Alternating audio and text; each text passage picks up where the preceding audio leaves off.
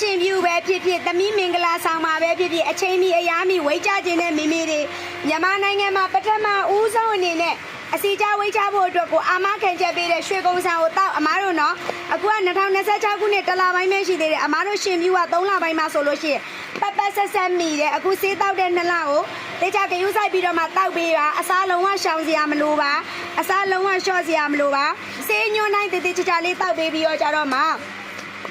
အစားအသောက်ကိုဘယ်လိုစားရမလဲဘယ်လိုပုံစံမျိုးလေးနဲ့မြန်လေးဝိတ်ကြအောင် control လုပ်လို့ရမလဲဆိုတာကိုမတို့ပစ္စည်းဝယ်တဲ့အယောင်ကိုယ်စားလှယ်စီမှာအသေးစိတ်ဆွေးနွေးတိုင်ပင်ပြီးတော့မှဝယ်လို့ရသလိုရွှေကုန်းစံပင်ရင်ပိုင်ပါဖုန်းနဲ့မယ်254 288 4ခွန်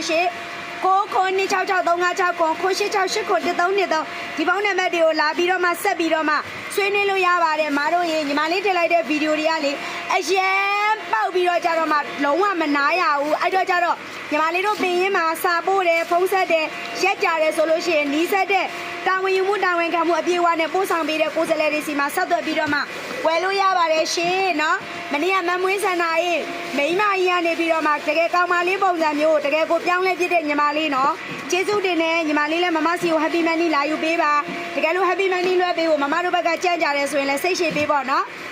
ဒီမှာမမရေးတဲ့ညီမလေးကအသက်က36နေတဲ့36ဆိုမမထက်ကြီးတယ်နော်ပေါင်ငင်ကတော့180ကျော်နေတာဆိုတော့2လအတွင်းဝိတ်ချလို့ရပါတယ်ညီမလေးနော်ရှင်ပြူဆိုတော့ညီမလေးတို့